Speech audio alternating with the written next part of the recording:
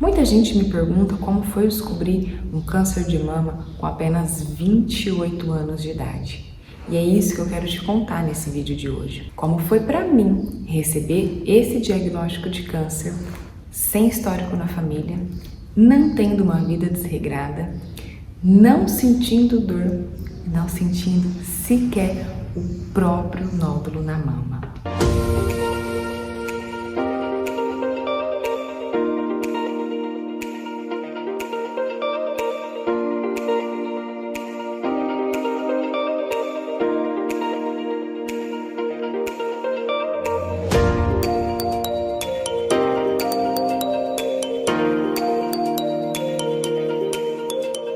Seja muito bem-vindo a mais um vídeo do nosso canal Câncer Direitos.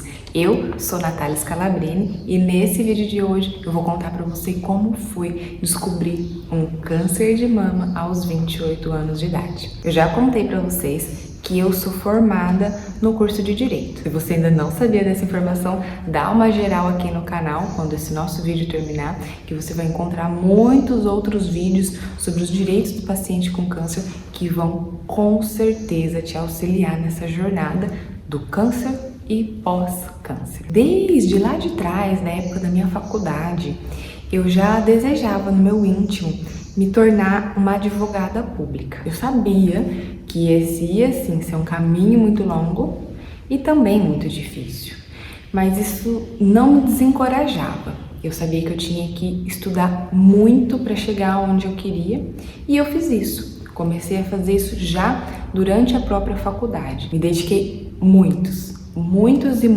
anos estudando para essa carreira da advocacia pública.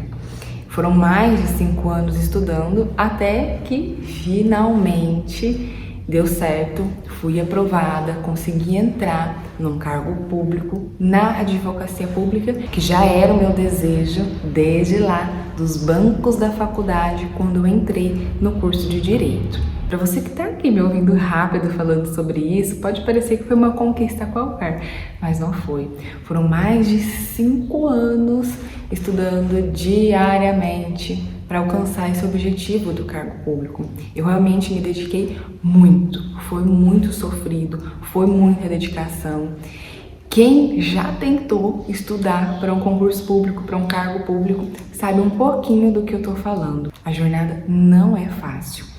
Então, quando esse momento chegou da aprovação, foi um momento assim de felicidade tremenda para mim. E associado a todo esse momento incrível de felicidade que eu estava passando, eu ainda fui contemplada com uma outra felicidade, que foi a transferência do meu marido. Ele também é servidor público. Ele exerce o cargo de delegado de polícia. E desde quando nós nos casamos, a gente morava em uma cidade que não era a cidade da família dele e também não era a cidade da minha família. Nós morávamos em uma outra cidade totalmente distante, em razão da cidade de lotação do cargo dele. E nós vivemos assim por muitos anos. Todas as oportunidades que nós tínhamos, a gente solicitava a transferência dele, mas isso nunca acontecia. Foram mais de 7 anos solicitando a transferência e nós nunca conseguimos sair lá daquela cidade. Até que, depois dessa aprovação no meu concurso, a gente conseguiu a transferência dele. Foi tudo muito rápido a transferência, em menos de 15 dias já estava publicado no Diário Oficial e nós conseguimos. Mas a gente não conseguiu uma transferência para uma cidade qualquer, a gente não teve qualquer destino. A gente conseguiu transferir o cargo dele, o que já é bem difícil. Nós tentamos isso por mais de 7 anos sem sucesso. E dessa vez a gente conseguiu transferir para minha cidade natal. Então a gente ia assim, tá próximo da minha família. O que também foi um ganho para mim tremendo. Foi um momento assim, um período de muita felicidade. Tudo estava dando certo. Todos os nossos desejos pendentes dos últimos anos estavam se concretizando. E por que eu tô te dizendo tudo isso? Porque a gente estava exatamente naquela fase da vida perfeita. Tudo dando certo, tudo maravilhoso, tudo incrível.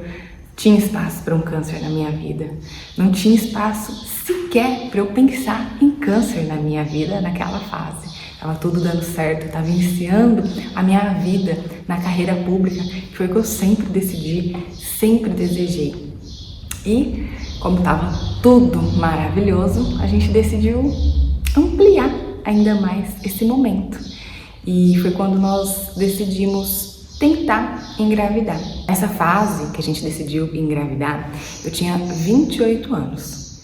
A questão é que eu já tomava anticoncepcional desde os meus 14 anos, por conta de um quadro de endometriose que estava ali persistente desde a minha adolescência e que nunca sumia. Já fazia uso de anticoncepcional justamente por conta disso, mas ela nunca sumiu. Sempre me acompanhou durante todos esses anos. Tem até uma história legal sobre esse fato da endometriose, que eu fiquei 15 anos tratando endometriose com o uso de anticoncepcional, mas ela nunca sumiu. Ela sumiu, sabe quando? Em razão do meu tratamento contra o câncer. Tem um outro vídeo aqui no canal explicando sobre isso.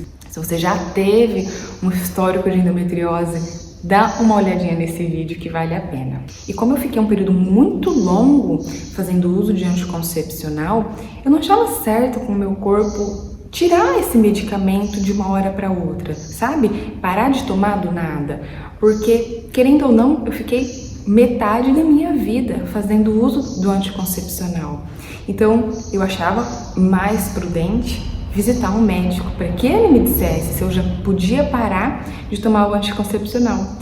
E quando eu fiz isso, de marcar com o meu ginecologista, eu fui criticada por todo mundo que sabia desse nosso desejo de engravidar.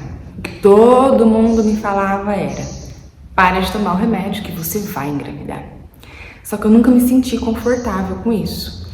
Lá no meu íntimo, eu sempre tive aquela vozinha dizendo: procura um médico, procura um médico. E foi isso que eu fiz.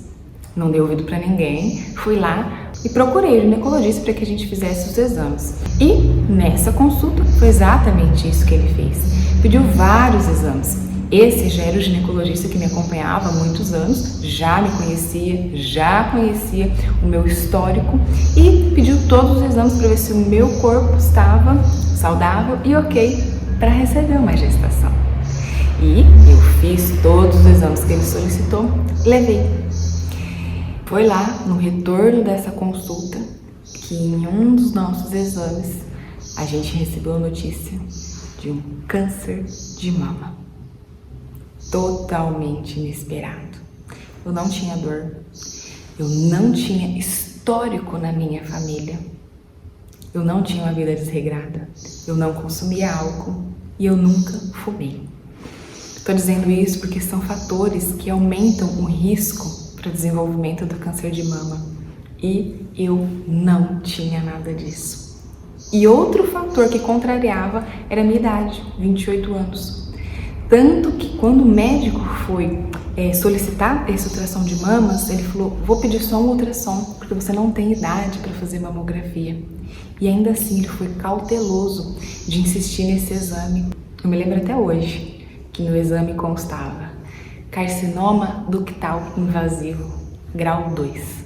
Eu nem sabia o que era tudo aquilo. Foi um momento realmente muito difícil. Você se vê em meio a um cenário que você não conhece nada, tendo que tomar várias decisões importantes para aquele momento e que vão ter reflexo para o resto da sua vida. E o pior é que você não tem tempo para pensar e raciocinar sobre essas decisões que você tem que tomar agora. A gente só decide e vai. E foi isso que eu fiz. Eu iniciei o tratamento com congelamento de óvulos.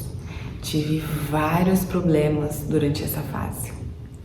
Dei sequência, iniciei a fase da crioterapia, que é o uso daquelas toucas geladas para evitar a queda do cabelo durante a quimioterapia.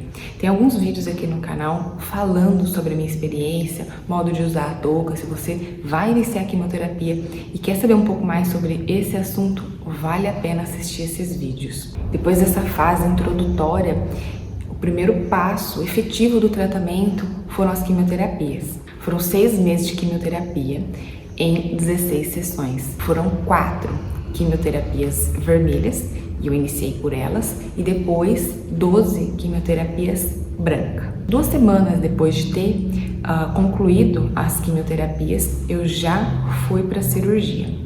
Eu fiz a adenomastectomia bilateral, já com reconstrução imediata. E 3 semanas depois da cirurgia, eu já iniciei a radioterapia. Foram 25 sessões de radioterapia. Eu fiz a reconstrução com a prótese, já sabendo que eu iria passar pela radioterapia. E sim, eu fiz a radioterapia mesmo estando com a prótese de silicone. Pode parecer meio doido, mas fez todo sentido durante aquela fase. E também tem vídeo aqui no canal explicando um pouquinho sobre essas decisões que contrariam o que a gente ouve por aí de coloca expansor, faz radioterapia e depois de alguns meses ou anos vem para a reconstrução. Eu não optei por esse caminho porque eu achei ele mais longo, mas fui sim orientada pela minha equipe médica que aprovou toda essa alteração no protocolo que a gente fez. Terminando a radioterapia, eu já iniciei a hormonioterapia. Hoje eu faço uso do tamoxifeno e do Zoladex. E essa fase de acompanhamento é hoje uma pequena fração da minha vida. E esse é justamente um dos motivos de eu estar gravando esse vídeo aqui hoje, para que ele sirva de alimento para aquela pontinha de esperança que pode estar perdida aí dentro de você. Meu desejo é que você nunca passe por um diagnóstico de câncer. Mas se você já está passando, foca na vida que é após o câncer. Hoje eu tô aqui, 3 anos após o diagnóstico, bem, saudável, feliz, retomando os meus sonhos, concretizando e criando novos sonhos. Eu consegui e eu não tenho dúvida nenhuma que você também vai. E eu já tô aqui, na torcida por você.